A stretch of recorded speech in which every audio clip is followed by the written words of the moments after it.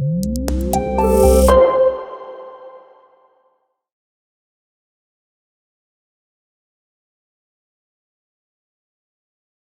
Friends, मैं हूँ सारंग और आप देख रहे हैं बाबू फार्म इन्वेस्टमेंट्स। फ्रेंड्स, आज मैं आपको एक इंटरेस्टिंग स्टोरी सुनाने वाला हूँ। यह स्टोरी है जापान के रियल एस्टेट बबल के बारे में। जापान में सिचुएशन ये हुई थी एंड 1956 से 1991 तक लैंड प्राइसेस जो थी वो 50 टाइम्स बढ़ी थी। उनको अगर कंपेयर किया जाए कंज्यूमर प्राइसेस से, तो कंज्यूमर प्राइसेस सिर्फ डबल हुई थी। सिचुएशन ऐसी आई थी कि यूएस के रियल एस्टेट मार्केट की होलसेल वैल्यू से भी जापान का जो रियल एस्टेट था होलसेल, वो 4 गुना ज़्यादा महंगा था। आप अंदाज़ा लगा सकते हैं कि यूएस ये जापान से 30 गुना बड़ा है, फिर भी यूएस और जापान के रियलिटी वैल्यू में इतना ह्यूज डिफरेंस आया था। ये डिफरेंस क्यों आया था? जापान के लोग ये कंटिन्यूस लैंड बाइंग करते गए थे। वहाँ एक ऐसा परसेप्शन बनाया गया था कि जापान छोटा देश है, छोटे देश में लैंड की अवेलेबिलिटी कम है। अवेलेबिलिटी कम होने के कारण लैंड प्राइसेस ये हमेशा ऊपर ही जाने वाले हैं, वो कभी नीचे आएंगे ही नहीं। ये परसेप्शन बनाया गया था और इस परसेप्शन में बैंक्स, फाइनेंशियल इंस्टीट्यूट और थोड़ी बहुत गवर्नमेंट, ये सभी एंटिटीज शामिल थी। और 1991 में जब ये बबल बस्ट हुआ, 1991 के बाद अभी तक ये लैंड प्राइसेस रिकवर हुई नहीं है। आज नियरली 35 साल हो गए हैं, फिर भी 1991 के लैंड प्राइसेस से अभी भी कीमतें ये नियरली 60% कम है।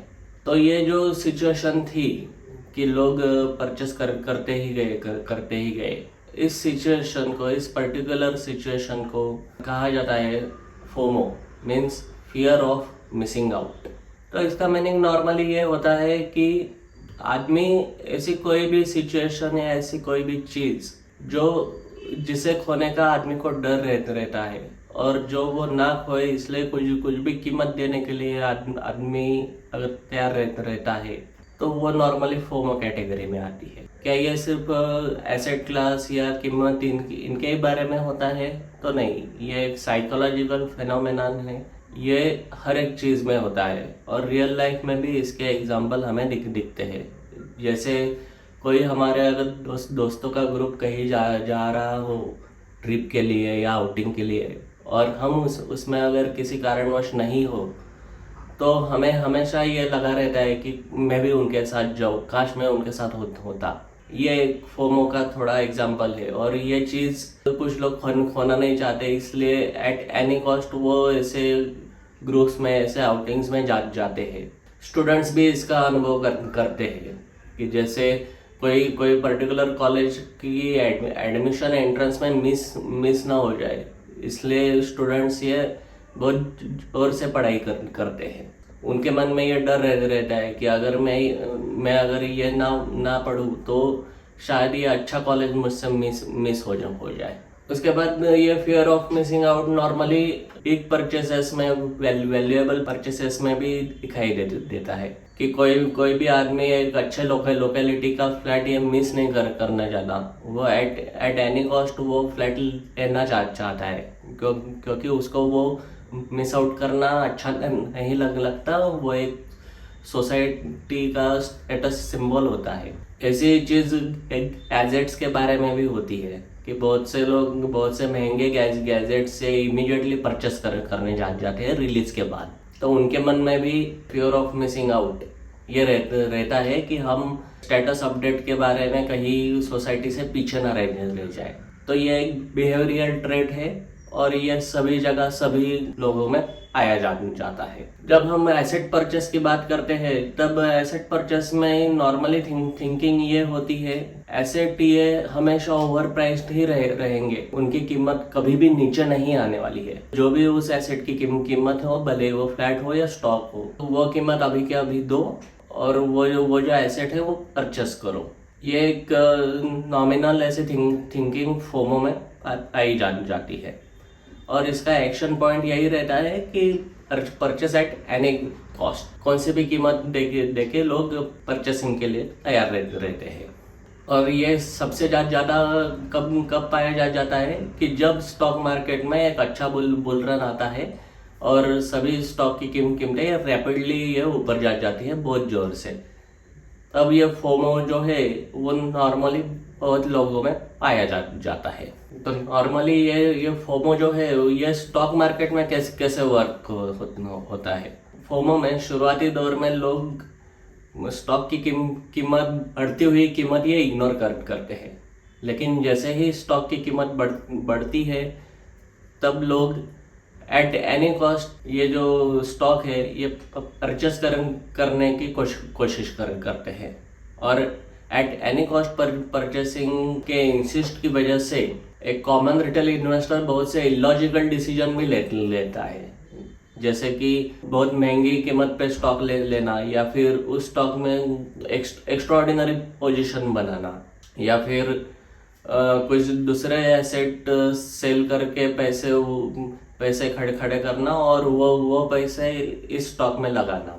ऐसे इलॉजिकल डिसीजंस भी नॉर्मली फोमो में एक कॉमन रिटेल इन्वेस्टर द्वारा लिए जाते हैं।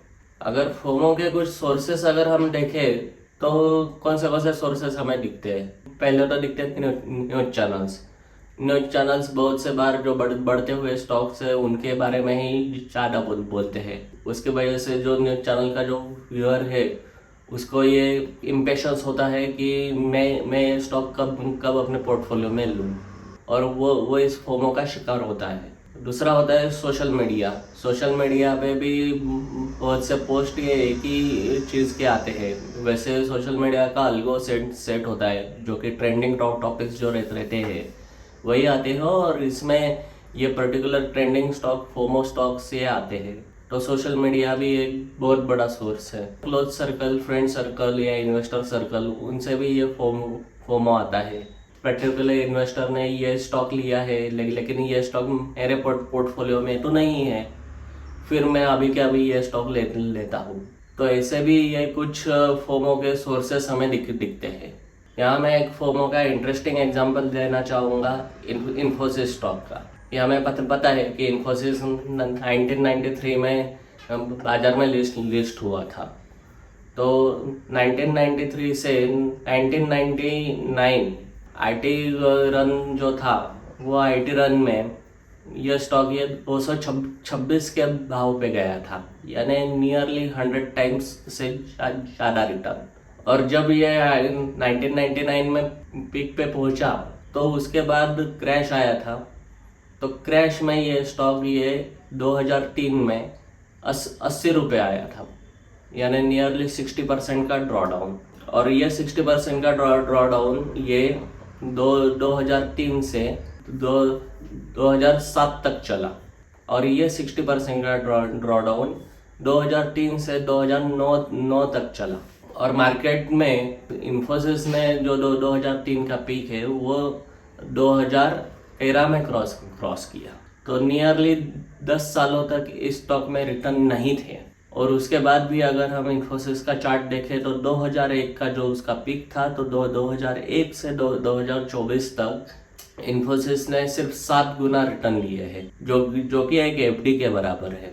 वैसे ही एक एग्जांपल दिखाई देता है रिलायंस स्टॉक का, कि जो 2020-21 में इसका बहुत बड़ा फोमो हुआ था, क्योंकि न्यूज़ आई थी गूगल ने इस कंपनी में स्टेक लिए हैं।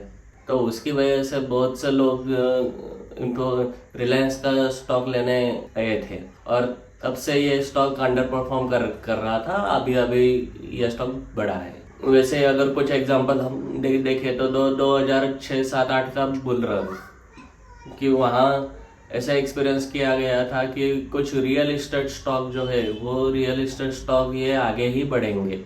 रियल इस्टेट जो कंपनीज है वो कंपनीज कभी नीचे नहीं आएंगी, क्योंकि रियल इस्टेट की ज़रूरत सबको है। ऐसा एक परसेप्शन क्रिएट किया गया था, और उसी वजह से रियल इस्टेट स्टॉक्स के जो भाव थे वो बहुत ज़्यादा बड़े थे। फॉर एन एग्जांपल यूनिटेक का स्टॉक ये 2004-5 में 5 रुपए का था, जो कि 2008 में ये 400 रुपए का गया था। तो ऐसे भी कुछ एग्जांपल फोमो के हमें दिखते हैं। करंट सिनेरियो में देखें तो बहुत से स्टॉक ये फोमो के शिकार हमें दिखते हैं, जैसे रेलवे थीम के स्टॉक या पीएसयू स्टॉक। ग्रीन एनर्जी भी एक है, स्मार्ट मीटर भी एक सेक्शन है। यूएस मार्केट में देखें तो एनवीडिया का स्टॉक ये फोमो का एक क्लासिक एग्जांपल देखा जाएगा कि एनवीडिया ये एआई प्रोडक्ट की कंपनी है। मार्केट में ऐसा परसेप्शन हो रहा है कि अभी आगे सब एआई ही है, तो उसकी वजह से एनवीडिया के स्टॉक का जो रिटर्न है वो पिछले 7 से 8 सालों में नियरली 100 गुना है। तो हम जब भी कोई स्टॉक ऐसे फोमो में लेते हैं तो उसके बाद नॉर्मली क्या क्या क्या होता है। पहली बात तो हम ओवर प्राइस्ड एसेट परचेस करते हैं, जो कि अपने मल्टी ईयर हाई वैल्यूएशन पे रहती है, और उसके बाद जो उसमें क्रैश आता है और उसके बाद जो रिकवरी आती है, ये सब पीरियड जाने में बहुत ज़्यादा टाइम जाता है। कुछ एग्जांपल्स में तो 15 17 साल लग जाते हैं ब्रेक इवन पॉइंट आने में। तो जब इतना लंबा पीरियड जब होता है, तब नॉर्मली जो पार्टिसिपेंट है वो इस स्टॉक से और पर्टिकुलरली स्टॉक मार्केट से भी ये एग्जिट होता है, और उसकी वजह से उसको जो आगे के बेनिफिट्स है इन्वेस्टमेंट के वो नहीं मिल पाते। उसके कुछ एग्जांपल यानी रियल्टी स्टॉक, मेटल स्टॉक, इनका 2007-8 का रन, आईटी स्टॉक का 1999 का रन, ऐसे कुछ एग्जांपल हमें दिखते हैं। अगर हम अभी का सिनेरियो देखें स्टॉक मार्केट का, तो हमें क्या क्या दिखता है। हमें दिखता है कि बहुत से लोग ये मार्केट में अभी जंप हो रहे हैं और बहुत एग्रेसिवली अलोकेट कर रहे हैं स्टॉक्स और म्यूचुअल फंड में। इसकी वजह से और इससे कोई भी अछूता नहीं है। कुछ ऐसे एग्जांपल देखे गए हैं, कोई एजेड कपल भी अपने एफडी ब्रेक करके मार्केट में एंटर हो रहे हैं। ये एक क्लासिकल फोमो का एग्जांपल एक देखा जाएगा। और हर एक की इच्छा है, अपेक्षा है कि हमें अच्छे रिटर्न चाहिए, और सबका कॉन्सेंसस यही है कि मार्केट में भाव तो ऊपर ही जाने वाले हैं। तो ये सब बिहेवियर क्या एबनॉर्मल है?